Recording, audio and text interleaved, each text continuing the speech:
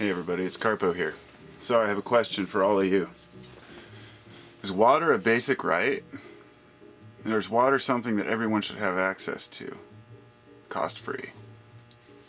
You know, the obvious answer in my mind is yes. And one can dig as deep as they want and find all the finer points and details about, how much it costs to process water at certain locations, or setting up piping in order for people to utilize that water.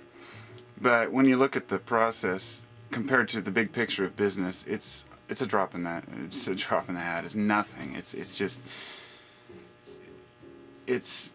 such a small amount of money that it takes to build the water side of the infrastructure.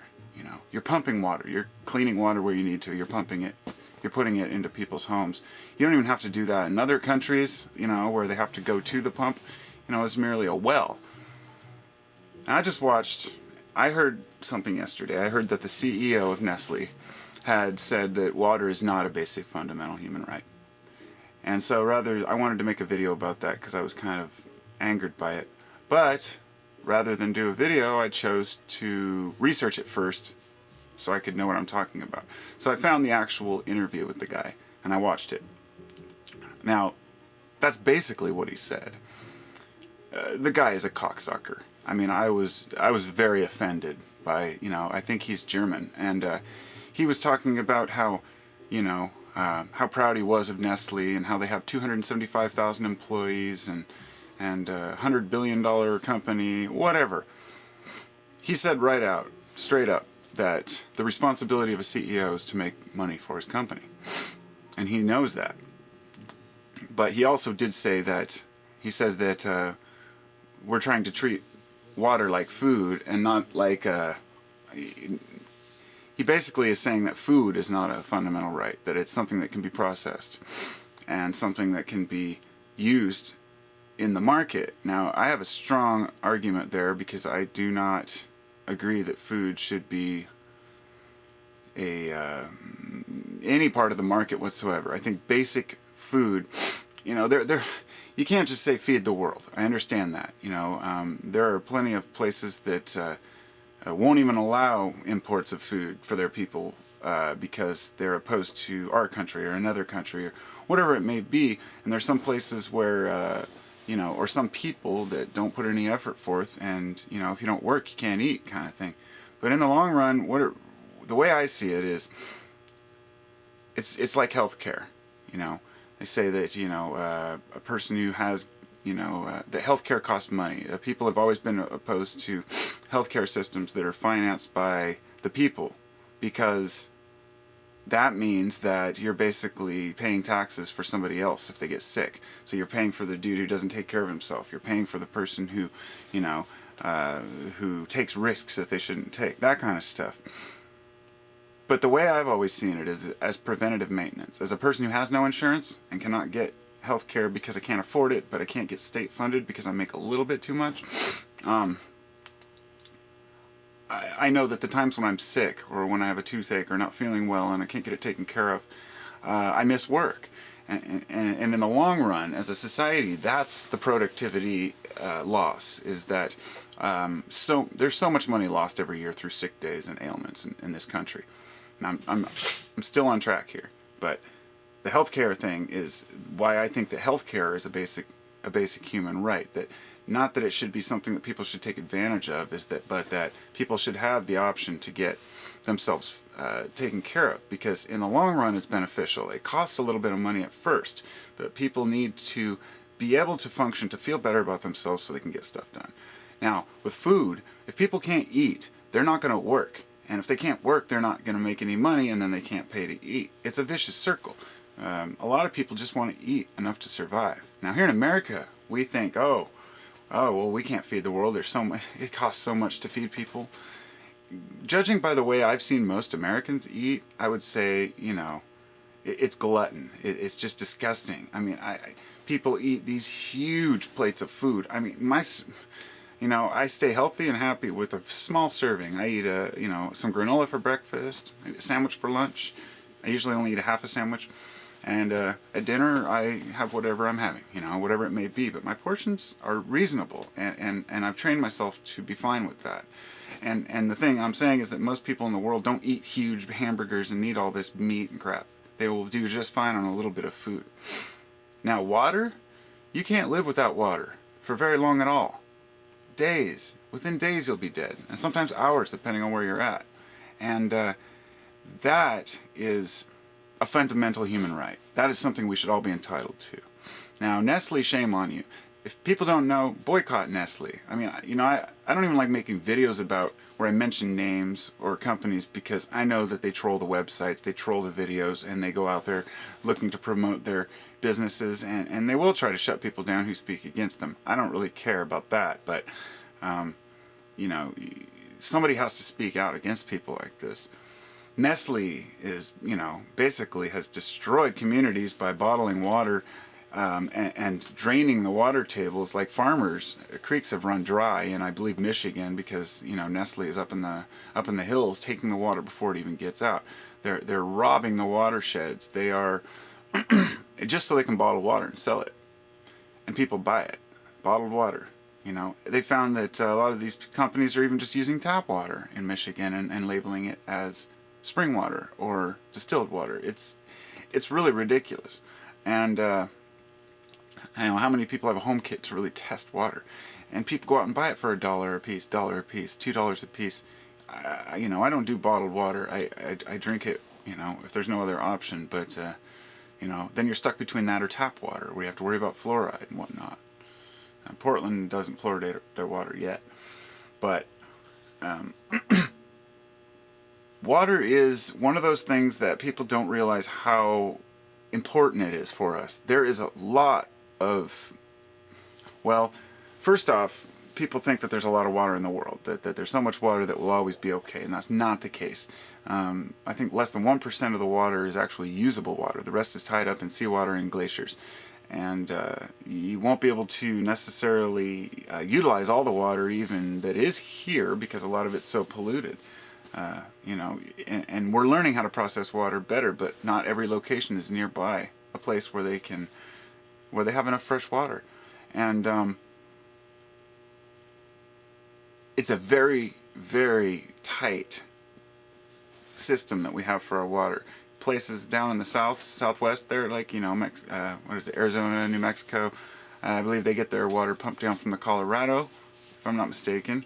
And if those lines dry up, what then? There are certain reservoirs, but a majority of the world, a lot of the places that are off of the coast and off of rivers, get their water from underground aquifers. Like even here in Vancouver, Washington, right across the bridge from Portland, we have the Columbia River right there we could use, but we actually use an aquifer here that's pumped directly out of the ground. It's good water, and we don't have to drink river water, which is nice. But still, that water dries up. Those water tables dry up.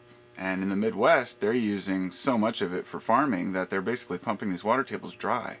And then you start getting things like, just like with mining or fracking, you get sinkholes, depressions, water dries up and turns nasty, and all of a sudden you've got nothing left. And then what? We're living on a very, very the edge of a sword. And I always like to speak positive, like the world's great and everything's going dandy, which, that's because positive thinking, in my opinion, is really the only way to go. I mean, we can't dwell on everything, but there are certain issues that we can tackle. I may not be able to prove what the government's doing to these people or that people or us, or which companies have, which conspiracies are true, but I know that Nestle has done horrible things for profit to the people of the world. It's not just here. I mean, this is a worldwide, industry.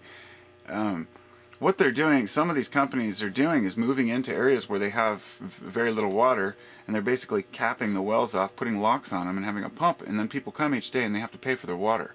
And some of these people can't even afford to, they don't have any money. They have nothing. And they're, so they can't get water. This is water. I can't see it. I don't understand it, how people would tolerate this. In the U.S., everything seems all dandy to people because you turn on the tap and it's always there. There's water riots in other places. The Bush family, as well as T. Boone Pickens, I believe, bought up the water rights in Texas to some of the largest aquifers in Texas, and I believe the Bush family has bought a bunch in South America as well, some of the largest. And for those who don't know this, the recent incident that happened at Kenya could very well be a, not necessarily a staged event, but a forced event where there was a major shooting in the mall to make it appear unstable, because Kenya was starting to stabilize their economy. They wanted to nationalize their water, and their oil, I believe, and their water, and they just found a deposit. Not a deposit, I guess it would be an aquifer, the largest aquifer ever found in the world, supposedly, under Kenya. And then boom, this happens. Why? So it decreases their ability to appear stable so people can move in and take over. And people will just overlook this. Like, they don't see water as a reason to go to war or a reason to attack. It is. And that's the thing, is because this is, while a lot of society is not, we're no longer ignorant to fossil. You don't hear people talking about fossil fuels and how dangerous they are anymore. You know why? Because people already know that. Now people are talking about other things, talking about fluoride or chemtrails or whatever their thing may be. In the long run, once people wake up, people stop talking about certain things. Nobody talks about water. I mean, there are documentaries out there. There's one called Flow, I believe. I would recommend to watch that. And there's another one I can't remember, but people can find what they're looking for. That water is a big issue right now, and I would urge a very close look at the companies that you're buying your food and water from, and the things that they do, and do your own research, look into it, but just realize that water is a precious commodity. I live in the Portland, Oregon area, and there is so much water here, so I don't worry about it. Worst case scenario, I drive 15 minutes up the back roads, and there's a mountain up there with a spring. I know exactly where it is. Those don't dry up overnight. I live by Mount Adams nearby. So there's just tons of water up there that comes down through the Washougal, clean water, and so I feel like I'm on top of the game as far as if there was some major world event which caused water shortages, and this is something that could happen pretty quickly. In a matter of a couple decades, there could be huge, and there might be even water wars soon. I mean, it's, if not already, and that's what I'm saying, is that a lot of these places are being bought up, and so these aquifers are owned already. So just know that the water that's under your feet right now is owned by somebody. And if you live over an aquifer, let's say, and it could just be like one of those issues like in the past where there's an oil well and someone drilled in, and then someone drilled in next door and started draining their neighbor's oil, and then fights ensue, and it's nasty. So by national, industry uses a majority of the water, and that's the problem. A lot of water is wasted from, even just the simplest processing plant, and it's so the average consumer is kind of left holding an empty cup. I mean, that's just fucked up. It's always about profits, right? It's always about money, and the bottom line is these companies say, we create jobs, and that's the justification, and I am so sick of hearing that shit. Oh, well, it's how we create jobs for people. You know what? When people aren't getting paid enough already, and using the job card doesn't work. It didn't work when the government tried it, and it's not going to work when the companies try it, because no job is worth the lives of the people. And I know that a lot of people are nationalists, and they say fuck the other countries, and everybody has their own standpoint on it, but I don't. I see every country as the people that live within it. Whereas I believe that well over 90% of the people are damn good, well-meaning people that just want a good life for them and their kids. And if they do act out, it's just a momentary lapse of judgment, or perhaps they're pushed into it by, the environment. When you have war around you and you join in the war, I mean, what do you expect? That's what people are going to do. So I don't want to see water wars in my lifetime. But when the taps turn off, people really wake up quick. So realize that your tap has been running for a while, but anything could happen tomorrow. I recommend keeping some emergency water around for one, and perhaps some rainwater filtration devices. You could hook them up to your gutters. Very easy to buy a 50-gallon drum. So think about these things, folks, and do what you will. I'm not buying Nestle myself. So, peace.